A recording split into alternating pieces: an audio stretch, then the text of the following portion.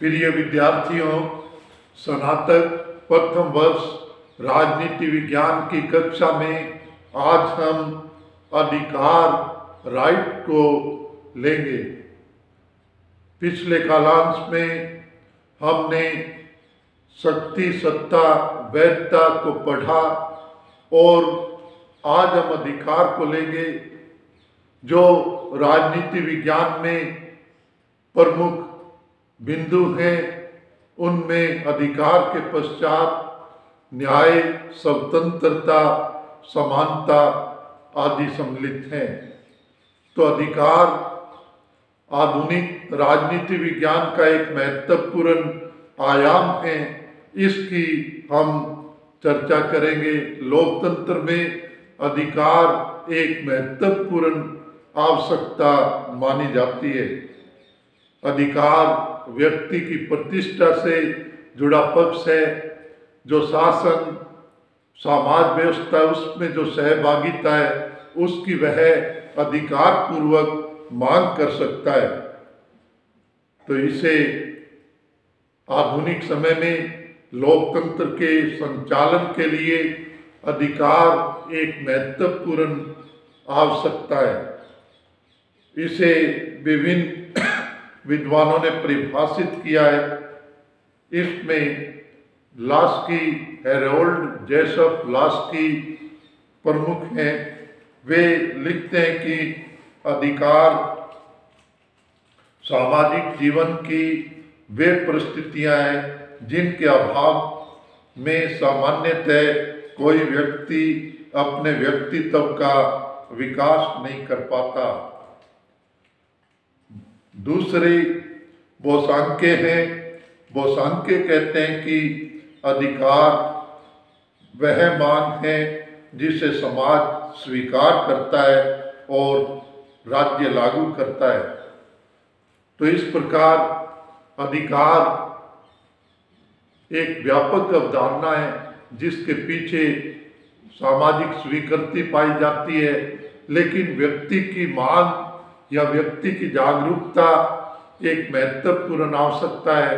इसी के साथ जो तीसरी चीज है, राज्य का संरक्षण, राज्य का प्रोटेक्शन, पुलिस के माध्यम से, न्यायपालिका के माध्यम से जब किसी व्यक्ति के अधिकारों का हनन होता है अथवा किसी व्यक्ति को उसके अधिकार नहीं मिलते या वंचित किया जाता है तो राज्य उसके अधिकारों की रक्षा करेगा, पुलिस के माध्यम से करेगा और न्यायालय की देखरेख में ये कार्य होगा। न्यायालय देखता है कि उचित और न्यायपूर्ण परिस्थितियां क्या है, सबके लिए उचित और न्यायपूर्ण परिस्थितियां क्या है। तो इस प्रकार हम इस अर्थ के साथ विशेषताओं को लें। जो अधिकारों की विशेषता है वो प्रथम इनका सामाजिक स्वरूप है, अर्थात अधिकार एक समूह के अंदर, एक समाज के अंदर संचालित होने वाली प्रक्रिया है। अधिकार अन्य व्यक्तियों द्वारा दिए जाते हैं। अधिकार समाज की उपस्थिति में होते हैं। कोई अकेला व्यक्ति जो समाज से दूर है वहाँ पर अधिकार या कर्तव्य की स्थिति नहीं होती, बल्कि अधिकार लोगों की उपस्थिति के अंदर, उपस्थिति के साथ संभव है।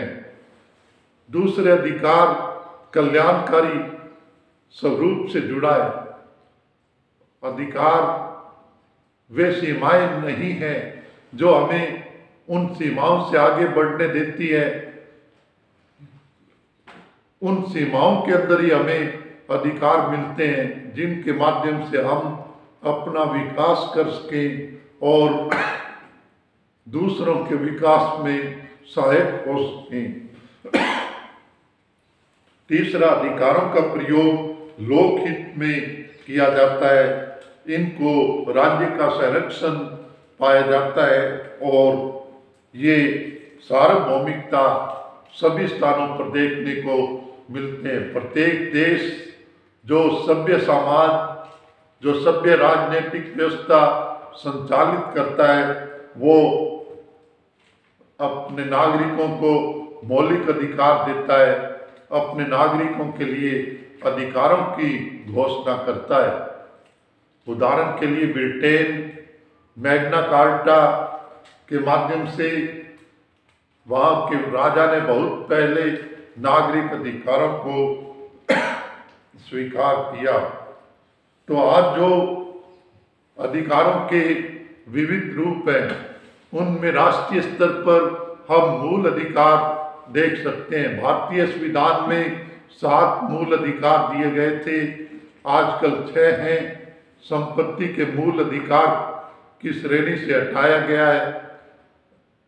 दूसरे मानवाधिकार अंतर्राष्ट्रीय स्तर पर प्रचलित हैं और 1948 की संयुक्त राष्ट्र संघ के मानवीय अधिकारों का घोषणा पत्र या चार्टर इस दृष्टि से उल्लेखनीय हैं। आज संयुक्त राष्ट्र संघ के तत्वाधान में अंतर्राष्ट्रीय मानवाधिकार आयोग काम करता है और जहाँ पर मानवाधिकारों के वंचित होने की स्थिति है उन चीज़ों को प्रचारित किया जाता है, प्रेरित किया जाता है कि ऐसा न करें।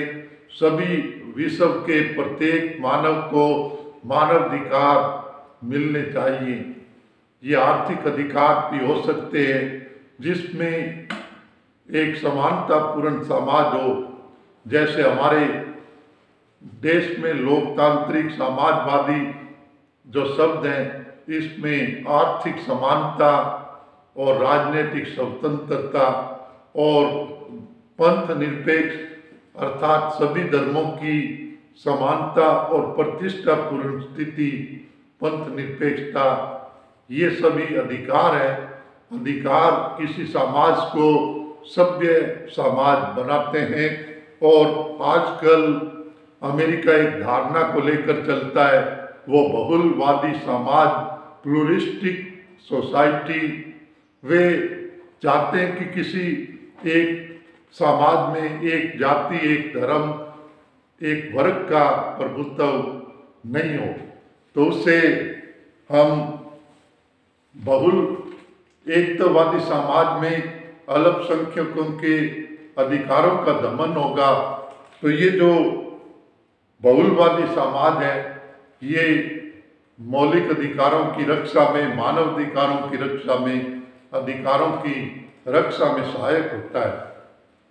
तो आजकल स्नातकोत्तर स्तर पर, MA राजनीति विज्ञान के स्तर पर एक अनिवार्य विषय के रूप में मानव अधिकार भी पढ़ाए जाते हैं। मानव अधिकार और कर्तव्य, और इसमें डिप्लोमा भी होता है।